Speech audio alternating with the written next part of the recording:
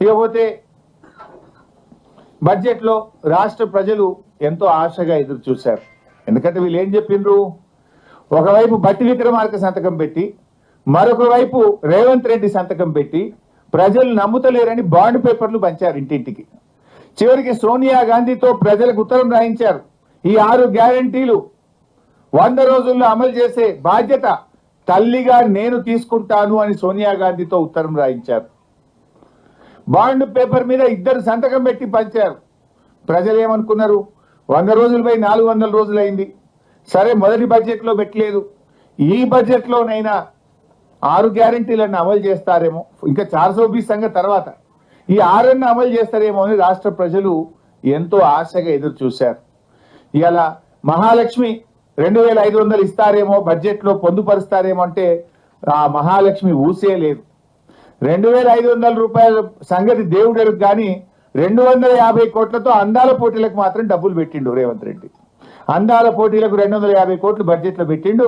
కానీ 2500 రూపాయల మహాలక్ష్మికి మాత్రం నయా పైసా బడ్జెట్లో పెట్టలేదు. చేయూత 4000 పెన్షన్ ఇస్తారు అని ఆశ చెప్పారు. 2023 డిసెంబర్లోనే ఇస్తామన్నారు. 2024 డిసెంబర్ అయిపోయింది. 2025 బడ్జెట్ కూడా వచ్చింది. ఈ బడ్జెట్లో కూడా లేదు. అంటే సగం పుణ్యకాలం అయిపోయింది వీళ్ళది. అంటే ఇలా వృద్ధులను, వితంతువులను, గీత చేనేత కార్మికులను, ఎయిడ్స్ పేషెంట్లను కూడా ఈ రాష్ట్ర ప్రభుత్వం 4000 పెన్షన్ ఇవ్వకుండా బడ్జెట్లో నిధులు పెట్టకుండా మోసం చేసిండ్రు. పెన్షన్ల విషయంలో ఒక పని అయితే చేసిండ్రప్ప, కొత్త పెన్షన్లు ఇవ్వలేదు కానీ ఉన్న పెన్షన్లు మాత్రం కూడా వీకిండ్రు. రేవంత్ రెడ్డి గారి 16 నెలల పాలనలో ఈ రాష్ట్రంలో 1,50,000 పెన్షన్లు తగ్గినాయి. 1,50,000 పెన్షన్లు కోత పెట్టిండ్రు. వీళ్ళు చెప్పింది 4,000 ఇస్తామని, 4,000 ఇవ్వలేదు కదా. ఉన్న పెన్షన్లలో 1,50,000 మందిని ఏరేసిండ్రు. I'm challenging. తర్వాత పోయిన బడ్జెట్ స్పీచ్ లో బట్టి గారు ఏం చెప్పిందంటే 31,000 కోట్లతో రుణమాఫీ చేస్తున్నామని 2024-25 బడ్జెట్ లో చెప్పారు. 31,000 కోట్లతో చేస్తామని చెప్పారు. ఈ బడ్జెట్ లో చూస్తే మేము 20,000 కోట్లు ఇచ్చేస్తాము అని చెప్పేసిండ్రు. అంటే ఇప్పుడు మిగతా వాళ్ళ సంగతి ఏంది? ఫర్ ఎగ్జాంపుల్ నా ఒక్క నియోజకవర్గంలోనే రుణమాఫీ అయినోళ్ళు 20,000, సిద్దిపేట నియోజకవర్గంలో రుణమాఫీ కాని రైతులు 22,000, అయినోళ్ళు తక్కువ, రుణమాఫీ కానోళ్ళు ఎక్కువ. కానీ బడ్జెట్ ప్రసంగంలో ఏం చెప్పిండు, ఇక రుణమాఫీ అయిపోయింది అన్నట్టు చెప్తున్నారు. మరి మిగతా వాళ్ళకి ఇస్తారా? ఎప్పుడు ఇస్తారు? రేవంత్ రెడ్డి గారు 2 లక్షల మీద ఉన్న వాళ్ళు కట్టండి, ఉరకండి, బ్యాంకులో పోయి కట్టండి, మీరు ఎవరైతే 2 లక్షల మీద ఉన్నది కడతారో మీకు కూడా రుణమాఫీ చేస్తా అని రేవంత్ రెడ్డి చెప్పిండు. మరి ఆయన మాట ముఖ్యమంత్రిని నమ్మి కడితే ఇవాళ వరకు 2 లక్షల మీద ఉన్న వాళ్ళకైతే లేదు, 2 లక్షల లోపు ఉన్న వాళ్ళకైతే లేదు. ఇవాళ 2 లక్షల లోపు రుణమాఫీ అయిందని బట్టి గారి ప్రసంగంలో చెప్పారు. ఒక నా నియోజకవర్గంలో 2 లక్షల లోపు ఉన్న 10,150 మందికి ఇప్పటిదాకా రుణమాఫీ కాలే. 2 లక్షల లోపు 10,150 మంది ఉన్నారు. అంటే మరి నువ్వు 2 లక్షల లోపు అయిపోయింది అనేది పిచ్చి అబద్ధం కదా. 2 లక్షల లోపు రుణమాఫీ అయిందన్నావు కదా బట్టి, పోదామా మదిరకు? ఎప్పుడు పోదాని చెప్పు, పోయి అడుగుదాంపా రుణమాఫీ మొత్తం అయిందా, ఏ ఊరికి పోదావో నీ నియోజకవర్గంలో చెప్పు. లేదు నా నియోజకవర్గానికి వస్తా అంటే సాధారణంగా నేను ఆహ్వానిస్తా. రుణమాఫీ అయిపోయింది 2 లక్షల లోపు అని చెప్పినావు, కాలేదు. ఇది ప్రజల్ని, రైతుల్ని మోసం చేస్తున్నావు నువ్వు. అది కూడా లేదు. అంటే 2,500 మహాలక్ష్మి లేదు, 4,000 పెన్షన్ లేదు, రుణమాఫీకి కేటాయింపులు లేవు, తులం బంగారంకు కేటాయింపులు లేవు, నిరుద్యోగ భృతికి కేటాయింపులు లేవు, అంతా బోగస్.